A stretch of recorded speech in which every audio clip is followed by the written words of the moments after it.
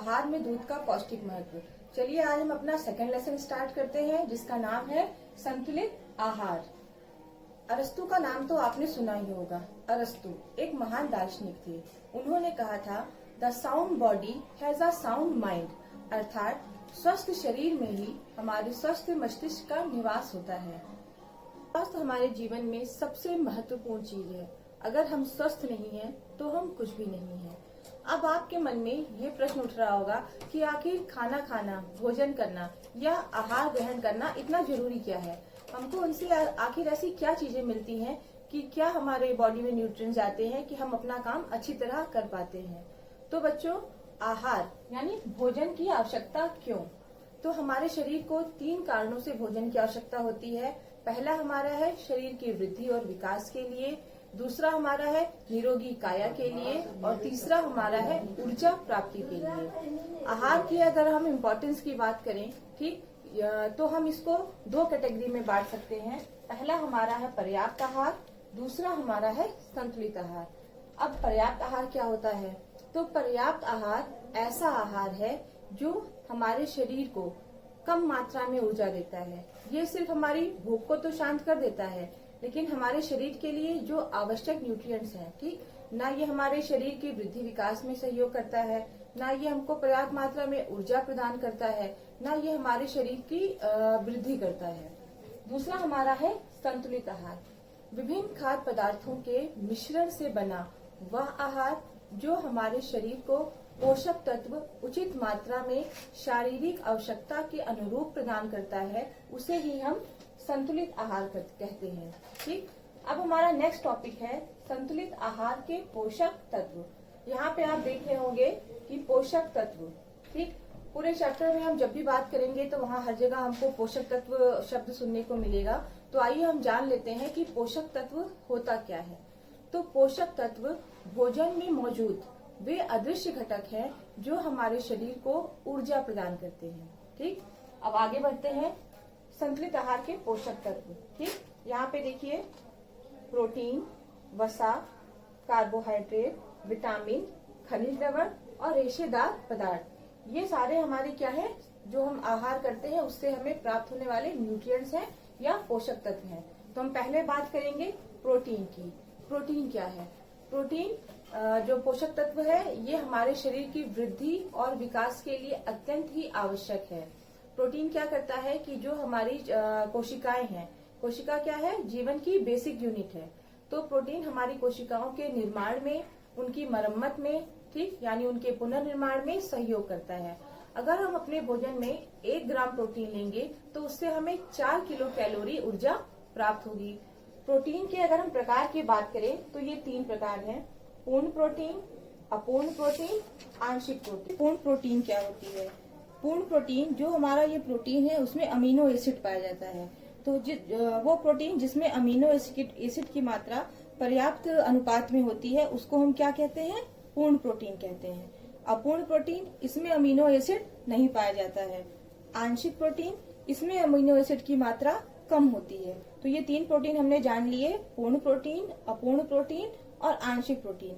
अब हम बात करेंगे कि अगर हमको प्रोटीन चाहिए तो हम उसको पाएं कहाँ से, ठीक, या उसके स्रोत क्या हैं।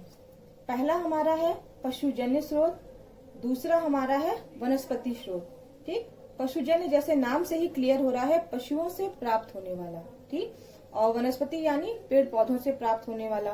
तो जो चीजें हमको पशु से प्राप्त होती है, जैसे हमको दूध मिलता है, ठीक, उनके मांस से जो उनका हम मांस खाते हैं उनसे जो हमको प्रोटीन मिलती है, उसको हम किस कैटेगरी में रखते हैं? पशुजन्य में रखते हैं।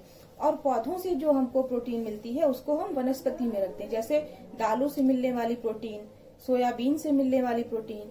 यहाँ पे मैं एक बात और बता दूं बच्चों आपको कि जो हमारा सोयाबीन है वो प्रोटीन का सबसे उत्तम स्रोत है। सोयाबीन से हमको लगभग 42% प्रोटीन प्राप्त होती है। अब हमारे शरीर को गर्म रखता है, ठीक। 1 ग्राम अगर हम वसा अपने आहार में लेते हैं तो ये हमको 9 किलो कैलोरी ऊर्जा प्रदान करता है। वसा का जो उपयोग है, इसको हम ऐसे भी समझ सकते हैं कि ये जो हमारे वसा में घुलनशील विटामिन है उनका भी शरीर में उपयोग करना सुनिश्चित करता है। ठीक, वसा भी हमको 2 स्रोतों से प्राप्त होता है, पशुजन्य और वनस्पति। जैसे हमारा इसमें आ जाएगा, घी आ जाएगा, तेल आ जाएगा, ठीक, जैसे मूंगफली का तेल, नारियल का तेल, ठीक। और अगर हम पशुजन स्रोत की बात करें तो इसमें हमारा आएगा घी, मक्खन, ठीक, क्योंकि ये पशुओं से जो हमें दूध प्राप्त होता है उससे बनता है। अब हम आगे बढ़ते हैं अपने नेक्स्ट पे, यानी कार्बोहाइड्रेट। यहाँ कार्बोहाइड्रेट को मैंने लिखा है CHO, क्योंकि इसमें कार्बन, हाइड्रोजन और ऑक्सीजन के अणु पाए जाते हैं, इसीलिए इसको हम शॉर्ट फॉर्म में CHO भी कहते हैं, ठीक। जिस तरह कार को चलाने के लिए हमको ईंधन की आवश्यकता होती है, उसी प्रकार मानव शरीर को चलाने के लिए हमको कार्बोहाइड्रेट की आवश्यकता होती है। ईंधन क्या करता है? ये कार को चलने के लिए ऊर्जा प्रदान करता है। ऐसे ही कार्बोहाइड्रेट हमारे शरीर को चलने के लिए या चलाने के लिए या हमारे दैनिक क्रियाकलाप को सुचारू रूप से संपादित करने के लिए ऊर्जा प्रदान करता है, ठीक। अब हम कार्बोहाइड्रेट को समझते हैं। कार्बोहाइड्रेट के भी दो प्रकार हैं। पहला हमारा है शर्करा, दूसरा हमारा है स्टार्च। शर्करा यानी मीठी चीजों से प्राप्त होने वाला, शर्करा यानी मीठी चीजों से प्राप्त होने वाला, जैसे चीनी, गुड़, शहद, ये हमारा आएगा शर्करा वाले में। दूसरा हमारा क्या है? स्टार्च। स्टार्च को हम जटिल शर्करा भी कहते हैं। मैं फिर से रिपीट कर रही हूँ, स्टार्च को हम जटिल शर्करा भी कहते हैं। इसका पाचन हमारे शरीर में कैसे होता है कि जब हम स्टार्च वाले खाद्य पदार्थों को खाते हैं, जैसे हमने गेहूं खाया, हमने आलू खाया, ठीक, आलू खाया, तो ये क्या करते हैं, इसमें जो हमारा स्टार्च है वो हमारे पाचन तंत्र के द्वारा ग्लूकोज के रूप में विखंडित कर दिया जाता है। विखंडित मतलब होता है छोटे छोटे अणुओं में टूट जाना, ठीक। विखंडित कर दिया तो ग्लूकोज ने क्या हुआ, ग्लूकोज का क्या हुआ कि पाचन तंत्र ने उसको अवशोषित कर लिया और इस तरह जो ऊर्जा है वो हमारे शरीर में प्राप्त हो गई या पहुंच गई। 1 ग्राम कार्बोहाइड्रेट से हमको 4 किलो कैलोरी ऊर्जा की प्राप्ति होती है। स्रोत यहाँ पे देखेंगे अगर आप तो गेहूं, आलू, चीनी, गुड़, शहद, चावल, इसके अलावा भी बहुत सारे स्रोत हैं जिनसे हम कार्बोहाइड्रेट को प्राप्त कर सकते हैं। ही उपयोगी है, या यूं समझिए तो ये हमारे शरीर के लिए बहुत ही उपयोगी है। विटामिन एक ऐसा तत्व है जिसका निर्माण हमारे शरीर में नहीं होता है। विटामिन एक ऐसा तत्व है जिसका निर्माण हमारे शरीर में नहीं होता है। विटामिन को सिर्फ हम बाह्य स्रोतों से प्राप्त कर सकते हैं, ठीक है। कहाँ से प्राप्त कर सकते हैं? बाह्य स्रोतों से। अगर इसके हम प्रकार की बात करें तो विटामिन 2 प्रकार के होते हैं, वसा में घुलनशील और जल में घुलनशील, ठीक। वसा में घुलनशील कौन से विटामिन होंगे हमारे? A, D, E, K। और जल में घुलनशील कौन से हो गए हमारे? विटामिन B और C, ठीक। इसको मैं आपको फिर से समझाती हूँ। वसा में घुलनशील यानी जो हमारा फैट है उसमें जो हमारे विटामिन हमको मिलेंगे वो हमारे आ जाएंगे A, D, E और K, ठीक। विटामिन A की कमी से हमें रतौंधी रोग होता है। विटामिन D की कमी से हमें रिकेट्स रोग होता है। विटामिन E जिसको हम ब्यूटी विटामिन भी कहते हैं, ये हमारे रिप्रोडक्टिव ऑर्गन यानी प्रजनन क्षमता पे असर डालता है। और विटामिन K ये हमारे शरीर में रक्त के थक्के के निर्माण से जुड़ा हुआ है। अब हम बात करते हैं जल में घुलनशील विटामिन की। तो विटामिन बी में राइबोफ्लेविन, थायमिन, नियासिन, ये सारे हमारे क्या आते हैं? विटामिन बी में, बी समूह में आते हैं। दूसरा हमारा क्या है? Vitamin C. विटामिन सी की कमी से हमें स्कर्वी रोग होता है, ठीक। इससे हमारे जो गम्स होते हैं, मसूड़े होते हैं, वो कमजोर हो जाते हैं और उनसे खून आने लगता है। आगे हम बढ़ते हैं अपने खनिज लवण की तरफ। विटामिन की तरह ही खनिज लवण की भी हमारे शरीर में कम मात्रा में आवश्यकता होती है, किंतु ये भी जितना विटामिन इम्पोर्टेंट है, खनिज लवण भी हमारे शरीर के क्रियाकलाप के लिए आवश्यक है। इसमें जैसे हो गया हमारा कैल्शियम, फास्फोरस, लौह तत्व और आयोडीन। वैसे तो खनिज लवण में बहुत सारे हैं, लेकिन जो ये हमारे 4 है ये मुख्य है, ठीक। कैल्शियम और फास्फोरस ये हमारे दांतों और हड्डियों के लिए इम्पोर्टेंट है। कैल्शियम और फास्फोरस को मिला के ही हमारी जो दांत हैं और जो हड्डियां हैं उनका निर्माण इन दोनों से ही होता है, इसीलिए ये व्हाइट होते हैं। दूसरा हमारा क्या है? लौह तत्व, जिसको हम इंग्लिश में आयरन भी कहते हैं। अगर हमारे शरीर में लौह तत्व की कमी हो जाएगी तो हमारा हीमोग्लोबिन जो है वो कम हो जाएगा और हमको एनीमिया नामक बीमारी हो जाएगी। उसके बाद हमारा क्या आता है? आयोडीन।